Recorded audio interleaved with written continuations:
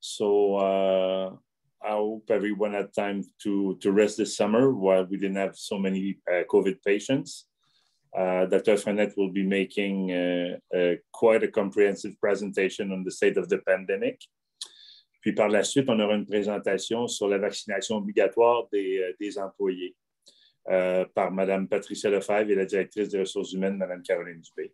Puis Martine Alfonso, la PDGA, va animer une session de questions-réponses, Q&As as usual, to end the webinar. Alors, d'abord, je commence par vous remercier pour votre travail quotidien, for what you're doing for our patients and their families on a daily basis. The summer is always a bit more difficult as far as staffing is concerned. C'est ma 42e année dans le réseau, 25e année comme cadre supérieur. Et chaque fois au mois de mai, dans les rencontres de direction, j'entends « on ne passera pas l'été, on va manquer de personnel ». Alors, time flies by itself. It doesn't wait for us. So I'm glad to see that 10 days before Labor Day, we're making it. Ça n'a pas toujours été facile, mais il nous reste encore une grosse fin de semaine, celle de la fête du travail. Je suis au courant qu'à la Chine, ça a été particulièrement difficile. Un week-end sur deux, c'est toujours dur, mais un week-end sur deux, très, très difficile. Donc, je veux remercier tout le monde qui a mis l'épaule à la roue pour assurer les services à la clientèle. Au Glen, du côté adulte, à l'urgence, je sais qu'on a eu des moments très difficiles. Il y a 2 week-ends durant la nuit. Puis je veux remercier le personnel qui ont accepté de continuer à travailler alors qu'ils étaient en manque de personnel de façon importante et que l'hôpital débordait et l'urgence débordait cette nuit-là avec toutes les autres urgences qui étaient fermées. Donc, merci beaucoup. Les gens du Children's, très, très occupés aussi avec what seems to be a great number of cases of respiratory syncytial viruses. Which is unusual at this time of the year. So they've been working very hard as well. And I guess with going back to school, we're going to be seeing a great number of cases with worried parents who are going to show up for maybe COVID, maybe RSV. So we'll see. La vie continue au Montreal General, au neuro, avec des charges de travail assez importantes. Alors, merci pour tout ce que vous avez fait durant l'été et tout ce qu'on va continuer à faire. J'avais l'intention de revenir sur l'incident du 24 août, ce qui s'est passé durant la nuit avec un tireur actif, un active shooter. J'avais préparé un petit speech, puis ce matin, vers 10 heures, j'ai reçu un courriel de la mère d'une personne qui était là cette nuit-là.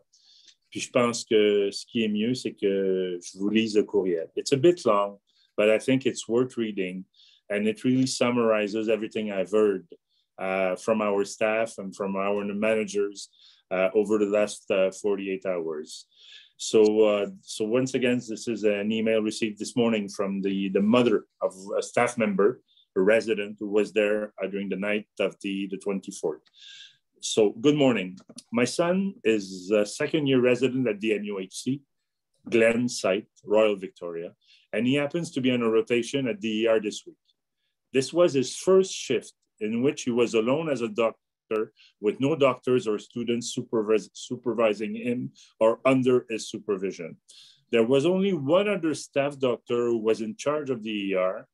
This email is to compliment her as well as the many nurses and other devoted and dedicated staff members that worked on that specific day, this specific shift, everywhere in the hospital.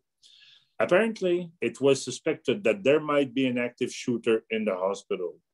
This prompted an immediate lockdown of the hospital. Police brandishing firearms entered the building, telling everyone around them to hide. It was a terrifying 4-hour-long ordeal and experience, especially since the police did not know what the suspect looked like and entered rooms with their firearms up and ready to shoot. Even my son lifted his hands up in the air because the police didn't know if the suspect might have put on a doctor's coat and tried to blend in with the crowd.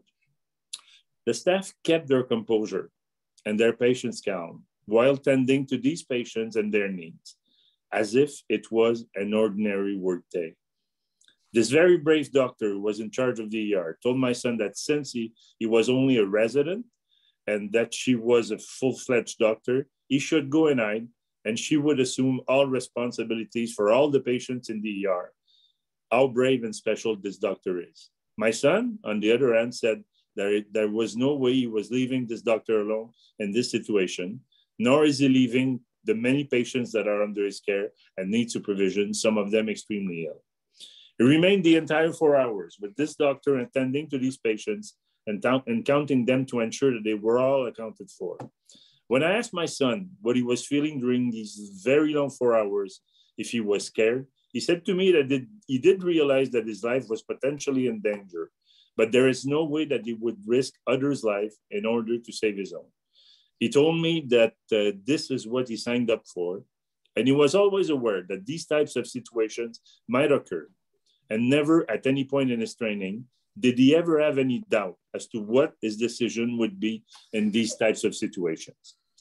I must mention that my parents, my son's grandparents, were Holocaust survivors, and we raised our children explaining them the value of human life. This situation reinforced that the lessons his grandparents, his parents, and the wonderful McGill University schooling and training together with the training that he receives from such wonderful mentors, such as that ER doctor and many other doctors at the MUHC and other teaching hospitals of the McGill network that he works at, have permeated his thinking, his work ethics, and most importantly, his soul.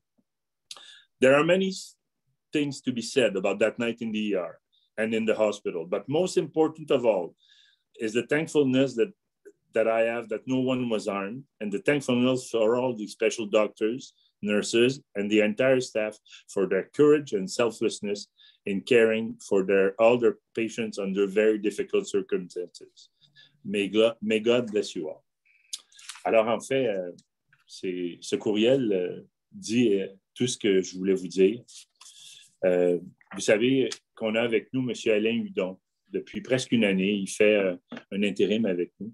M. Alain Hudon, c'est un ancien policier de la ville de Montréal pendant 30 ans. Et pendant 17 ans, il a été le patron de l'unité antiterroriste de la police de Montréal et des mesures d'urgence. C'est donc l'expert dans ce genre de situation.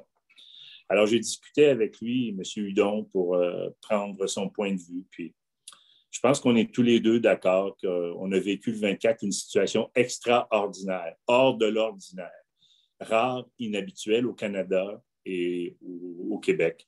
Aux États-Unis, quand on va dans un hôpital, on est habitué de voir des gardes de sécurité armés, des détecteurs de métal, mais on ne voit pas ça au Canada et au Québec. Donc, le caractère dramatique de ça a été encore plus important. Moi-même, when I woke up in the morning, I hadn't been called. I took a look at my phone and I saw that there had been a code silver. To be frank with you, I didn't know what a code silver was. I had to check my staff card to see that it meant that active killer. So I immediately started making phone calls. I was reassured. Donc, c'est quelque chose d'inhabituel et c'est aussi le choc de deux cultures. Notre culture, la culture de soins, et la culture des forces policières qui est une culture de sécurité publique.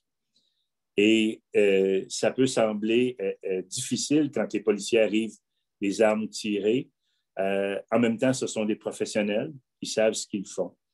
Monsieur Hudon me disait ce matin, si vous voyez quelqu'un dans un centre d'achat qui s'en va avec un bistouri, vous allez être très inquiet. Si vous voyez un chirurgien en salle d'opération tenant un bistouri, ça ne vous énerve pas, c'est un expert, il connaît son outil et il sait quoi faire avec. C'est exactement la même chose pour les policiers. Donc, il y a eu un choc, bien entendu, pour nos équipes. It was difficult, and I think it's all summarized in the email I got this morning. En même temps, M. Hudon me disait, dites à vos gens qu'ils ont bien fait. They did well. They decided to act relying on their judgment, their clinical reflexes, their values. And in such a situation, that's exactly what you have to do. Il n'y a pas de décision parfaite dans une telle situation. Il y a seulement les meilleures décisions que chacun de nous, on peut prendre avec son bagage d'expérience, son jugement, ses réflexes de clinicien et les valeurs qu'on a. Par exemple, les infirmières qui étaient cachées pendant quelques heures, some of them decided after 2 hours that the risk to their own life was probably lower than the risk to the life of their patients who were unstable. They decided to walk out and to take care of their patients. Of course, doing so, they were not respecting what the police had been asking. But at the same time, they did make the good decision during that evening. Donc, on a bien fait ça. Il y a des choses à améliorer. We've debriefed already, a long debriefing session. On va travailler dessus pour les améliorer. Mais en général, M. Hudon, qui est l'expert de ces situations, nous dit que le CUSUM, comme d'habitude, a très bien fait ça. Je vous félicite et je vous en remercie. Je laisse la parole au Dr. Frenette.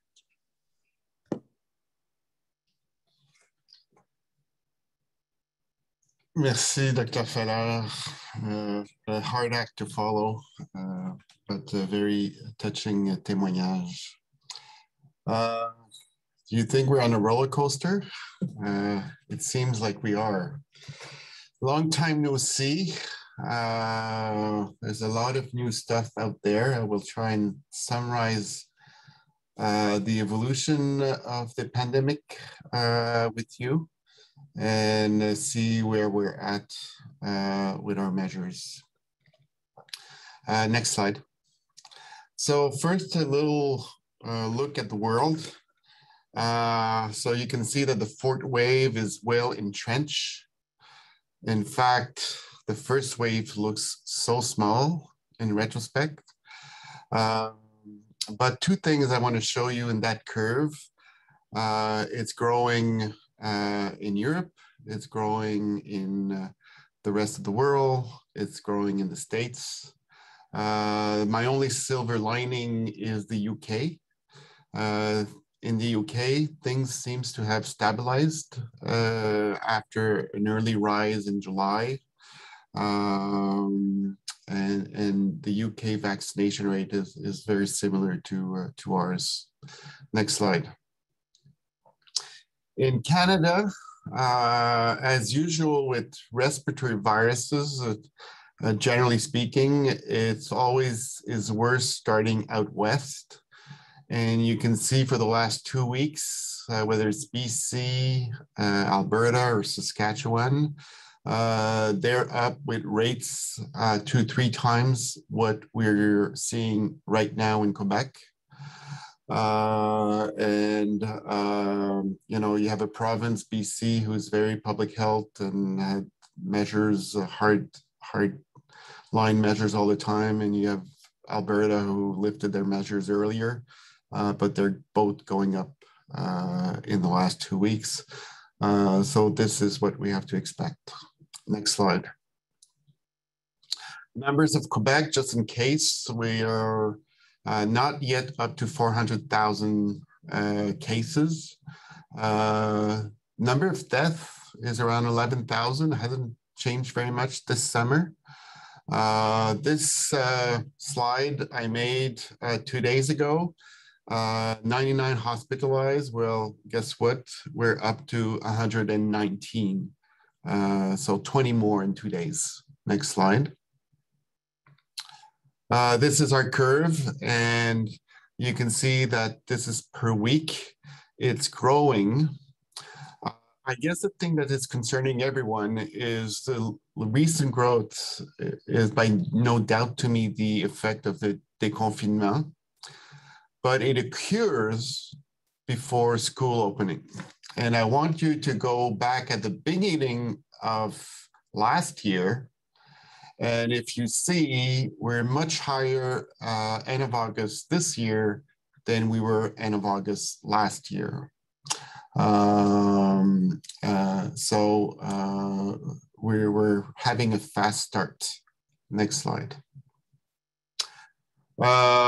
Despite the increased number of cases up to recently, the number of hospitalization was relatively stable. So a lot of cases were in the young population. Unfortunately, as I just told you the slide before, we are seeing a rise in hospitalization. Next slide. Now, what's interesting in this fourth wave is it started very differently than the previous wave. And it really, the region that was the first one to raise, you may have heard, was the Mauricie, Three Rivers, Centre du Québec. And they had a huge amount of cases end of July, early August. The second one was Laval. And unfortunately, the recent rise is in Montreal. And the R0, you know, that's the number of cases that a single case will generate. You can look at here, I put the last 6 weeks. So end of July was below 1, which means that the absolute number of cases decreases. But mid-July, we're at 1, July 27, 1.1, 1.1, 1.3 mid-August, 1.3 last week, and 1.1 again this week. And for the whole province, we're at 1.13. I have to tell you, I've been really, really surprised in this time. We were seeing like from 50 cases a day to 100 the next day to 200 the next day. And today we had 600 cases. Next slide. Well, what about the Delta? Well, right now in Quebec and Montreal, 50% of cases are Delta. C'est quoi la différence avec le Delta? La première chose, au niveau de la transmission, c'est très différent. La première chose, c'est que la période d'incubation est plus courte. Avec le variant original, c'était 6 jours. Maintenant, la période d'incubation, c'est 4 jours.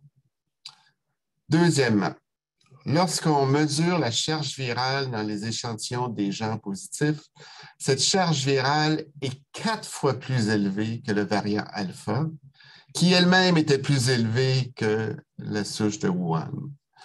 Qu'est-ce que ça veut dire, ça? C'est que les gens sont plus infectieux, plus contagieux.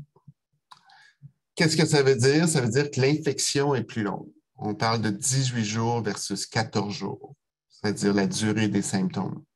Pas dire qu'ils sont contagieux plus longtemps, mais la maladie dure plus longtemps. On a même regardé la charge virale, la quantité de virus chez les gens vaccinés versus non vaccinés. Et malheureusement, la charge virale chez les gens vaccinés qui attrapent la maladie est aussi élevée que chez les non vaccinés. Qu'est-ce que ça veut dire? C'est que malheureusement, les gens vaccinés qui attrapent la COVID peuvent le transmettre également. Le seul avantage, c'est que les gens vaccinés, cette charge virale-là diminue beaucoup plus rapidement chez les vaccinés que chez les non-vaccinés. Pratiquement, qu'est-ce que ça veut dire? Bien, dans les familles, lorsqu'on avait un cas avec le variant alpha, en général, on trouvait 30% des contacts familiaux qui étaient positifs. Avec Delta, bien, c'est le double. Alors, quand on a un virus dans une famille, on s'attend à ce que le reste de la famille devienne positive dans la majorité des cas. Suivant. Une estimation du taux de reproduction du Delta a été faite par le CDC. Et le CDC a publié, en fait, le New York Times a publié cette comparaison.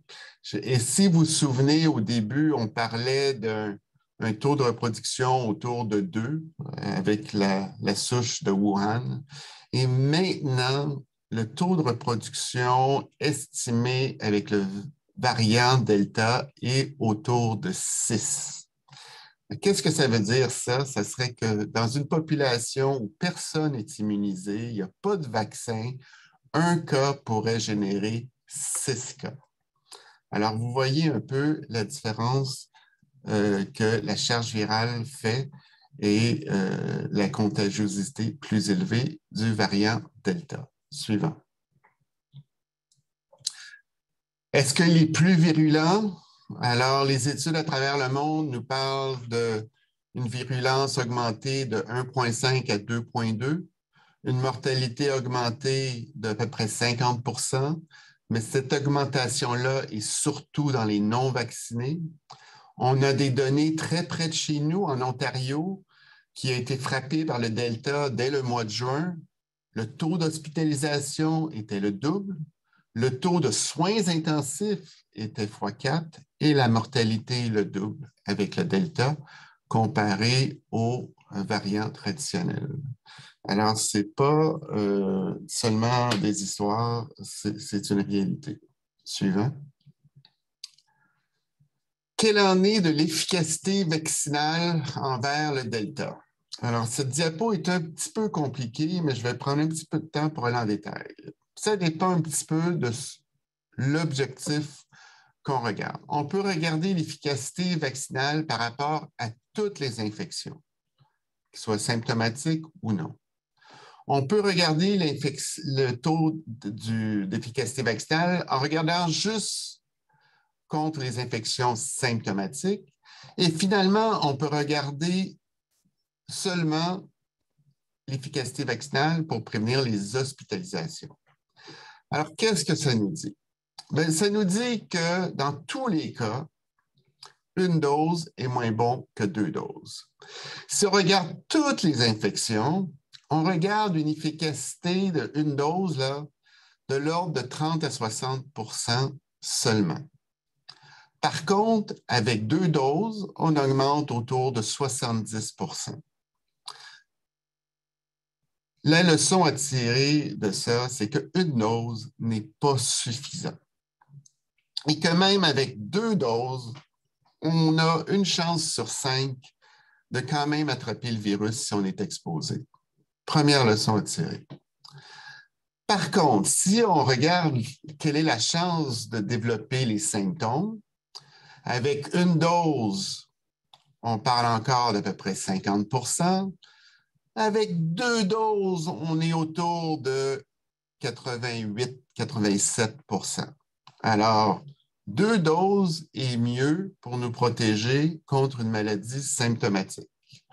Mais avec une dose, encore une fois, une chance sur 3 qu'on soit quand même symptomatique. Finalement, et c'est la bonne nouvelle, c'est qu'une dose protège quand même pour 80 les hospitalisations et que 2 doses protègent en haut de 90 des hospitalisations. Alors, le message, c'est que le vaccin est quand même efficace contre les formes les plus sévères de la maladie, tout au moins les vaccins à ARN messager, là, Pfizer ou Moderna. AstraZeneca, un peu plus faible, mais au bout du compte, même avec 2 doses, on a une bonne protection contre les hospitalisations. Suivante. Mais l'impact, les Américains ont regardé. Regardez la différence chez les vaccinés versus les non-vaccinés sur les risques de maladie, les risques d'hospitalisation et les risques de maladie. Alors, c'est un no-brainer. On parle de réduction de 8 fois pour la maladie, 25 fois pour l'hospitalisation, 25 fois la mortalité. Alors, encore une fois, c'est un no-brainer. Next slide. What's the situation in Montreal? So this is a graph I've shown you every webinar. You can see we have very few outbreaks currently in Montreal.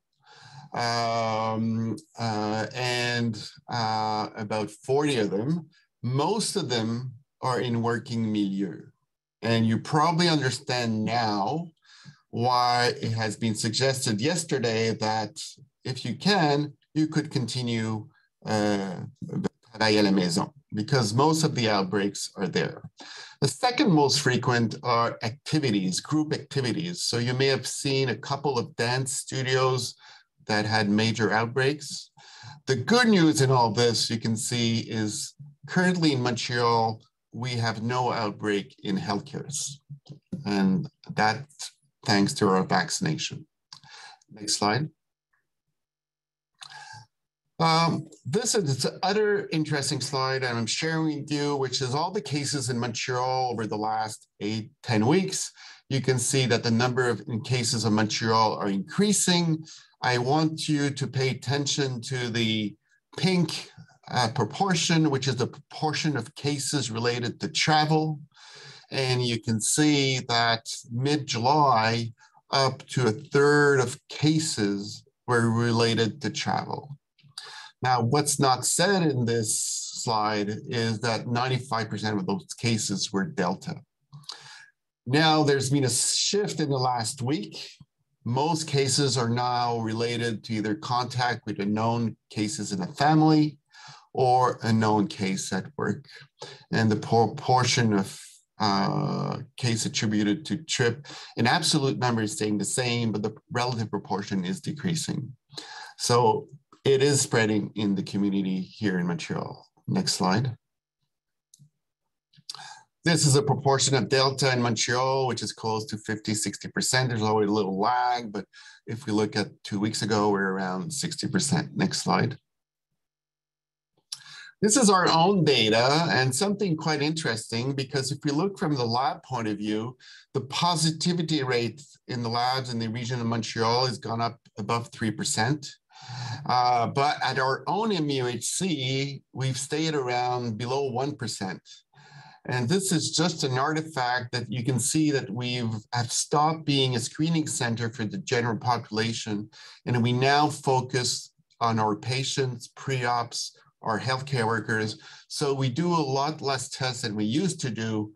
And very few of those tests are positive. We're still at below 1% for now. Next slide.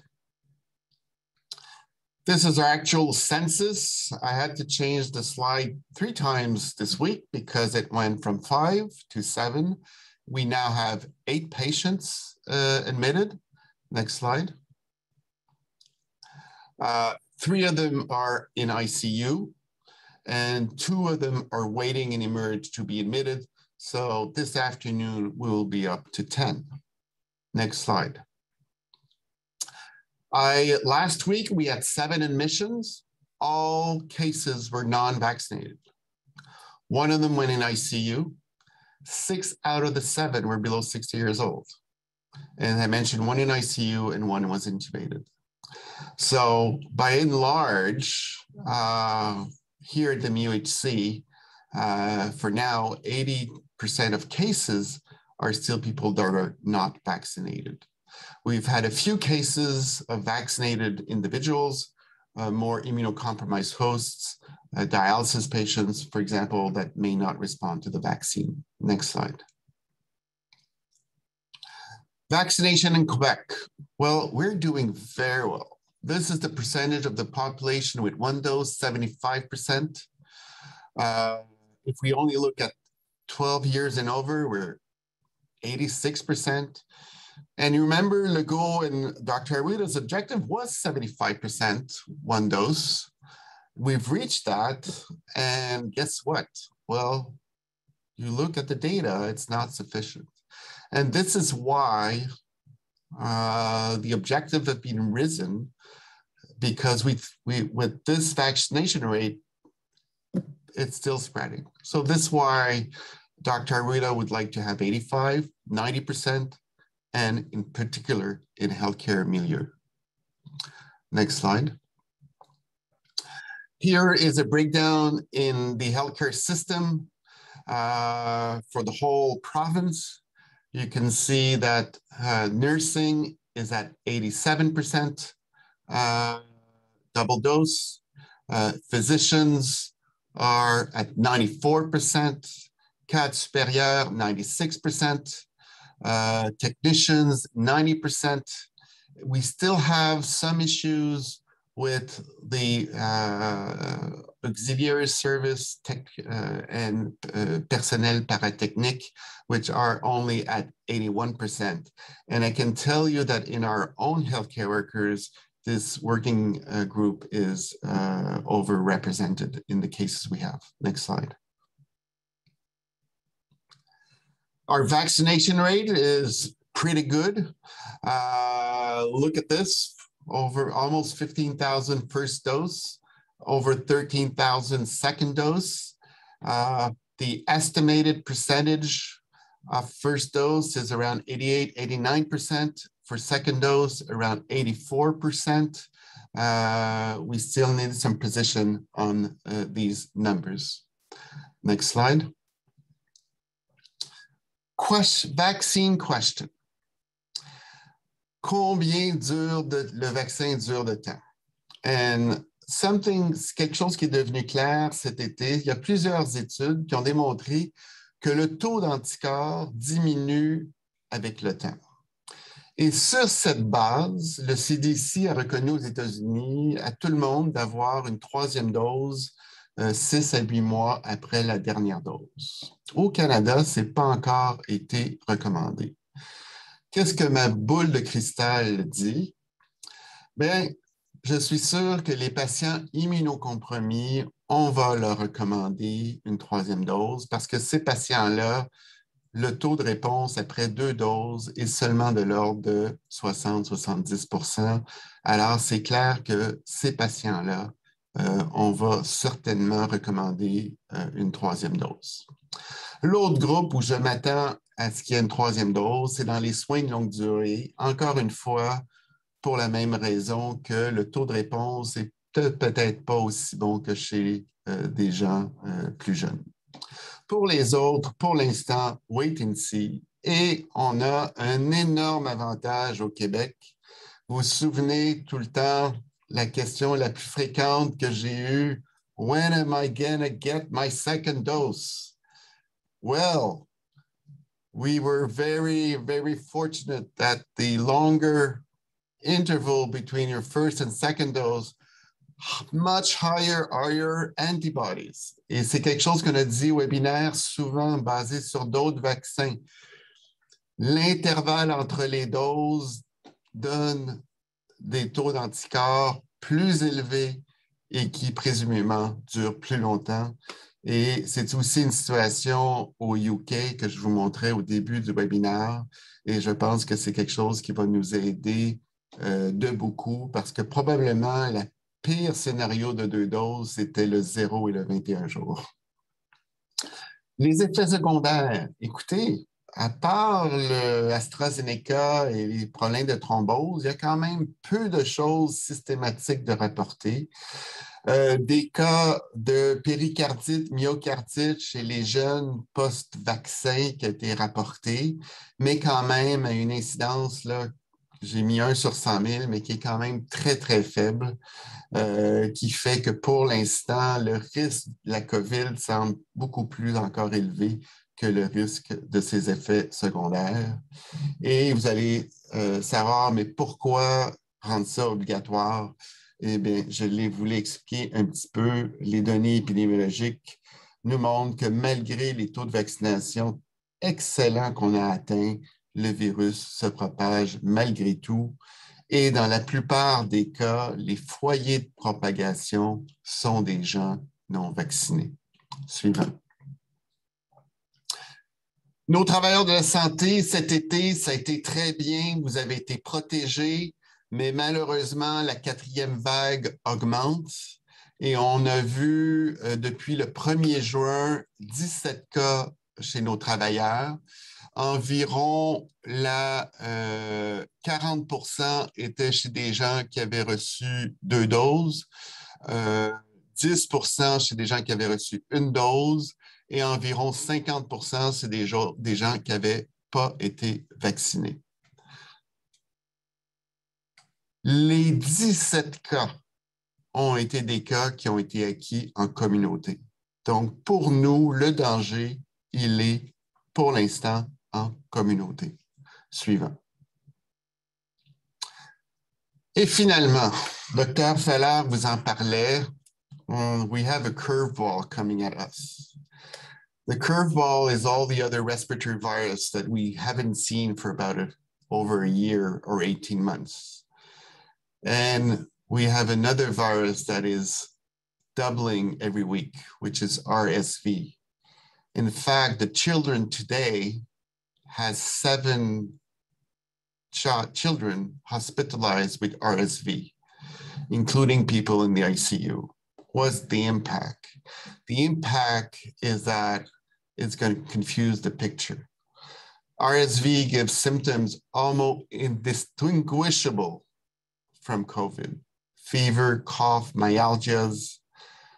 And these people are going to come when they're really sick to emergency rooms, to the children. We see outbreaks of this in long-term care. So it's going to confuse the picture, and it's then going to overload the system as well.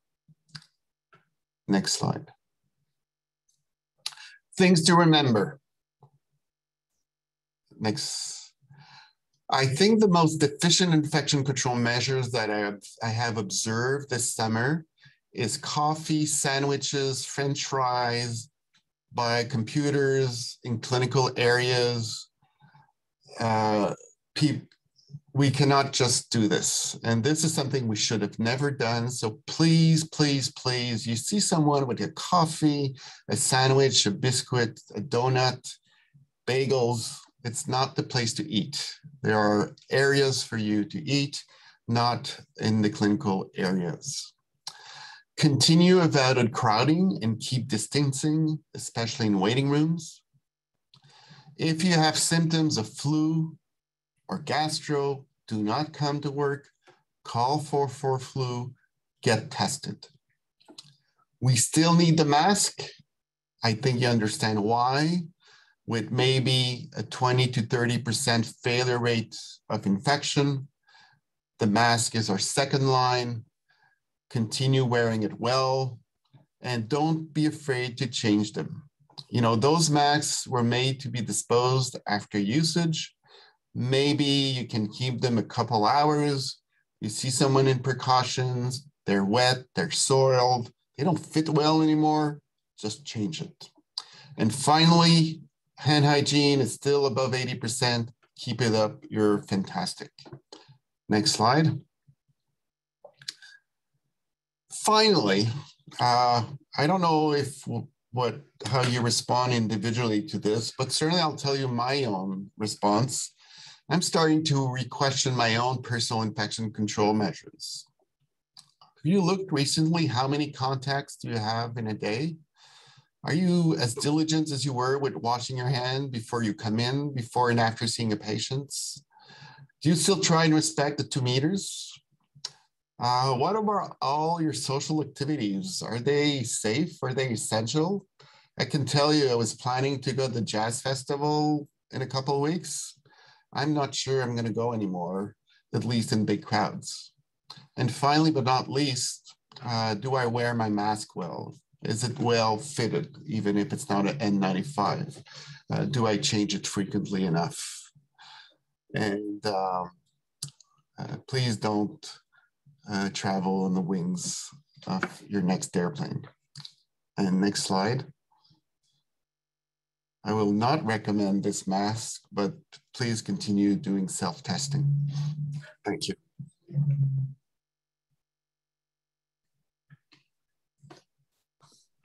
Oui, alors bonjour tout le monde. D'abord, bon retour de la période estivale, bonne rentrée scolaire pour plusieurs parents de la région de Montréal aujourd'hui.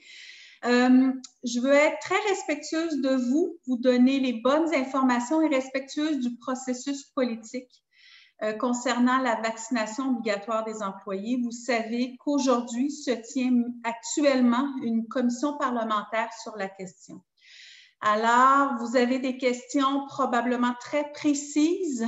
Les informations qu'on peut vous donner jusqu'à maintenant sont sommaires. Peut-être vous laisseront sur votre appétit, mais nous vous tiendrons informés au fur et à mesure que les directives ministérielles nous seront transmises sur la question. Prochaine diapo, s'il te plaît, Tina. Merci. Alors, lorsqu'on parle de la vaccination obligatoire, si elle se tient, suite à la commission parlementaire, on parle d'employés, de médecins, de bénévoles et tout ce qui s'ensuit qui passent plus de 15 minutes ou plus de leur journée, actuellement c'est ce qu'on entend, en contact avec des patients. Et on parle d'une vaccination qui serait due en octobre, qui est à venir. Plusieurs me parlent d'exemption. Ce qui vient à nos oreilles actuellement, c'est qu'il y aurait des exemptions médicales qui pourraient être acceptées, mais que nous recevrons des directives ministérielles sur la question. Évidemment, pour être vacciné, il faut être complètement vacciné, avoir reçu 2 doses et un intervalle de 28 jours entre les 2 doses. Et jusqu'à maintenant, si ce n'est pas différent, suivant les commissions parlementaires, si vous n'êtes pas vacciné et qu'il n'est pas possible de vous réaffecter dans un autre service, on parle d'un retour à la maison qui serait sans solde. Les commissions parlementaires ont lieu aujourd'hui et demain. On s'attend donc à recevoir les directives du ministère en début de semaine prochaine. Prochaine diapo, Tina, s'il te plaît. Merci. Ce qui est extrêmement important actuellement, c'est 2 choses. Si vous hésitez, mais que vous avez finalement pris la décision d'aller vous faire vacciner, que ce soit relié à ce qu'a énoncé le ministère ou pour toute autre raison, il est important de prendre rendez-vous rapidement pour votre vaccin. Vous avez le lien qui est ici, qui se retrouve également au niveau de l'intranet. Donc, de prendre rendez-vous, c'est vraiment juste un lien qui est pour les employés du CUSUM. Il y a actuellement de la place disponible. Ce qu'on se rend compte aussi, c'est qu'on a des listes de vaccination qui sont disponibles, mais pour toutes sortes de raisons, je n'entrerai pas dans les détails, nos listes sont perfectibles. Et il y a plusieurs personnes, si vous vous êtes fait vacciner à l'extérieur de l'île de Montréal, qui ne nous avaient pas envoyé votre preuve de vaccination. Ce qu'il faut comprendre, c'est que plusieurs d'entre vous pensez qu'on a accès à votre dossier de vaccination parce que vous êtes un employé. Ce n'est pas vrai. Il y a des règles de confidentialité qui s'appliquent à partir du moment où on sort d'une certaine région. Alors, c'est extrêmement important que vous fassiez parvenir votre preuve de vaccination. C'est maintenant facile là, avec l'application qui est disponible au service que vous connaissez, prévention et promotion de la santé. Donc, vous avez le lien qui vous est fourni actuellement. C'est sommaire comme explication, j'en suis bien consciente. Vous allez avoir toutes sortes de questions de détails comme moi, je ne suis pas en contact, mais je suis en contact avec un médecin qui, lui, est en contact. Est-ce que ça s'applique à moi? Pour le moment, on n'a pas ces réponses-là. On attend les directives. Je vous incite fortement à lire toute communication sur l'intranet ou encore transmise à vos gestionnaires qui pourront les afficher sur la question de la vaccination obligatoire. On va vous tenir au courant au fur et à mesure. Merci.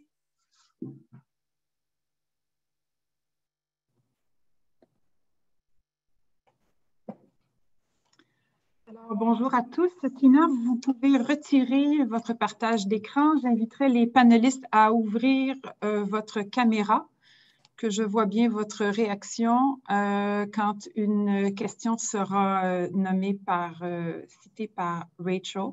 Nous avons quelques questions et un peu plus de 15 minutes pour y répondre. Alors, avant de plonger dans le vif du sujet, je voulais remercier Dr. Feller qui, comme toujours, nous fait un tour géopolitique de la situation et on a tous été particulièrement touchés par le témoignage qui a été relaté. On a tous vécu une nuit assez difficile mardi et les répercussions de tout ça sont encore ressenties très intensément.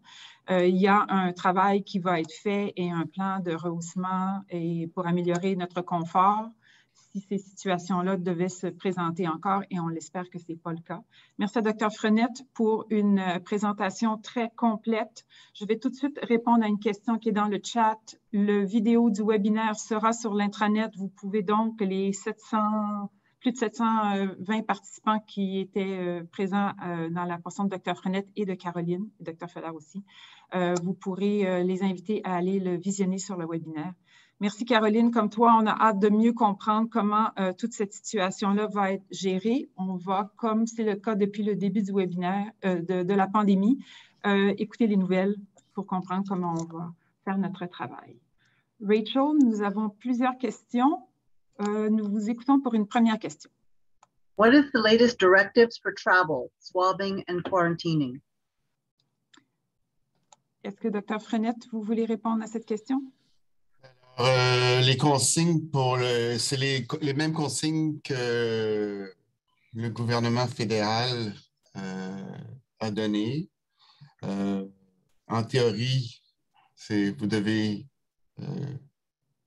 faire seulement des voyages essentiels. Évidemment, qu'est-ce qu'on définit par essentiel? Ça peut être relativement variable. Mais pour le retour, vous devez évidemment être doublement vacciné pour ne pas avoir à faire de quarantaine. Et autrement, vous devez toujours faire une quarantaine.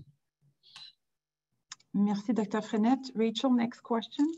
Can children or spouses of healthcare workers get tested in the MUHC? And another question about testing, will we reopen to the public? Chantal?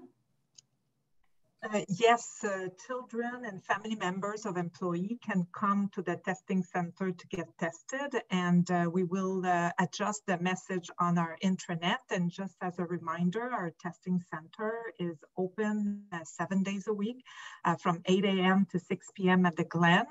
And we do serve our employees as well at DMGH from 7 a.m. till 11 a.m., and we still have our testing center at Lachine as well. Merci, Chantal. Juste un petit commentaire. Si vous êtes travailleur, choisissez de venir vous faire tester au CUSUM parce qu'on est très rapide, plus rapide que n'importe où ailleurs.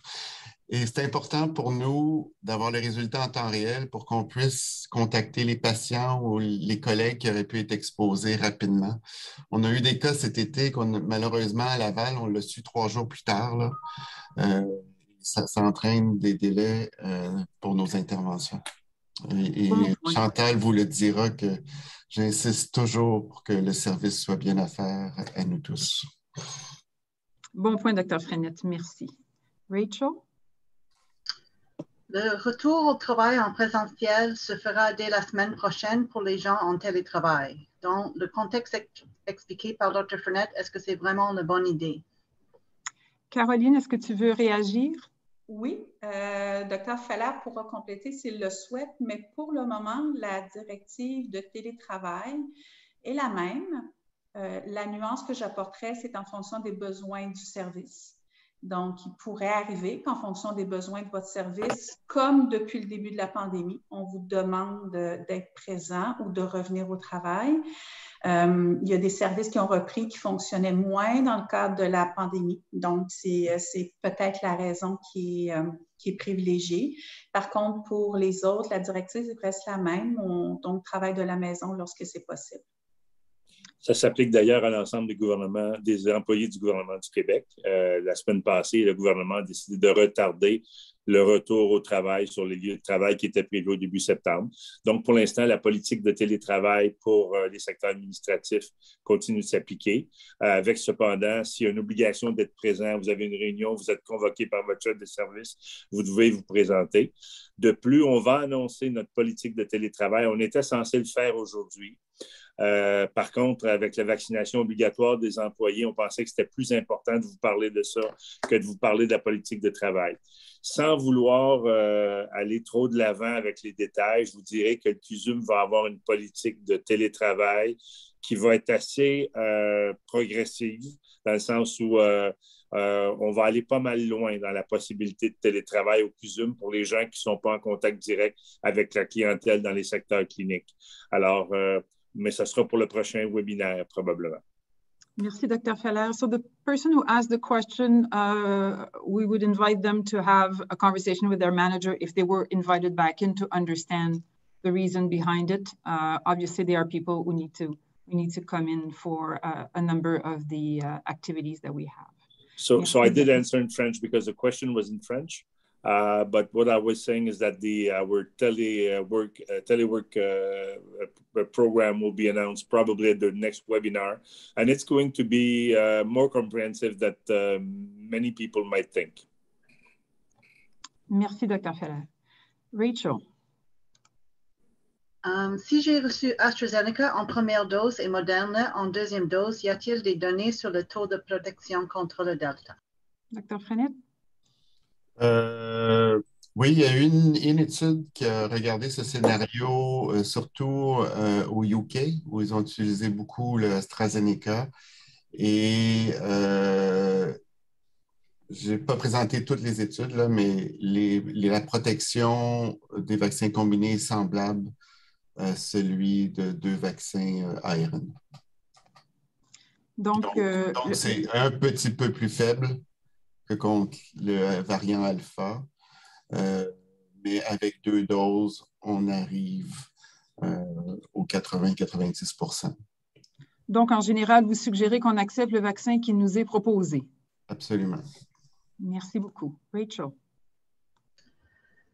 Why do we say that protection might start to decline if the vaccine was not virus-based? Will it actually get better? Dr. Frenette? Je ne suis pas sûr de comprendre la question, mais ce qu'on a observé, c'est que les anticorps diminuent avec le temps. Et on a mesuré les anticorps 6-8 mois après les premières doses de vaccin. Je vous rappelle que ces vaccins-là, ça ne fait pas 1 an encore qu'on les utilise. Et sur la base simplement que les anticorps avaient diminué, on recommande un booster. Je vais vous dire, c'est pas dans le monde de la vaccination, c'est pas quelque chose qui est surprenant. Je vous rappelle, hépatite B, on donne une dose à 0, 1 et 6 mois. Alors, des vaccinations comme la rougeole, on donne 2 doses, mais à 6 mois d'intervalle également. Alors, c'est vraiment basé sur des données de sérologie. Je dois dire que malgré tous les cas qu'on voit actuellement, pour l'instant, les cas où on documente 2 infections chez la même personne, là, c'est relativement rare. Là. Genre, on en voit, mais c'est très, très rare. Et par rapport à l'infection naturelle, en fait, maintenant, il y a des données qui suggèrent que l'immunité naturelle pourrait durer jusqu'à 12 mois facilement. Ça, évidemment, c'est dans le contexte de l'alpha, etc. Et le delta qui vient juste d'arriver, il va falloir attendre plus longtemps. Merci, Dr. Frenette. Maybe, Rachel, before we get to the next question, I noticed that there are participants who've raised their hand, maybe hoping that we would ask them to ask their question verbally. You are invited to enter your question in the Q&A. If we do not have time to answer all questions, we will consider the information that needed to be released in our next communication. Alors, je répète, s'il y a des gens qui souhaitent poser des questions et qui ont levé leur main, le processus pour poser une question, c'est de l'écrire dans le Q&A. Et si nous n'avons pas répondu à votre question à la fin du webinaire, on tiendra compte de l'information dont vous avez besoin et que vous demandez dans nos prochaines communications. Merci beaucoup. Rachel. There seems to be a question about the mRNA vaccines that they don't produce antibodies. Is that true or not true? Not true. You do get antibodies after mRNA vaccine. It's not 100%. I personally have had consultations for people who were vaccinated who had their tests, serology tests, and they were negative. So it does happen. It's actually presently not recommended to get serology done anyways. Thank you, Dr. Frenette. Rachel? Will the MUHC be testing employees for all the viruses or only COVID in hot zones? Example, pediatric ED. Very good question. For those who don't know, all the other viruses, including RSV, were pre-COVID a frequent cause of nosocomial infections. So we are indeed, we want to know if you have other viruses as well. For the moment, I suggest you contact 444 Flu. And obviously, we will do a COVID test first. And after that, we will evaluate if there's a need to do further testing. Toutes nos questions ne sont pas faciles, hein, Dr. Frenette? Merci. Rachel, prochaine question. I'm trying to find the hard ones. Is there a way for immunocompressed employees who were obliged to work from home until 1 month after the 2nd dose of vaccine to get a 3rd dose of vaccine in order to continue going into hospital to work? Yeah, we'll have to wait for the official recommendation by the Quebec's Immunization Committee. I've seen their draft, so it's not too far from being published. Merci, Dr. Frenette. Rachel.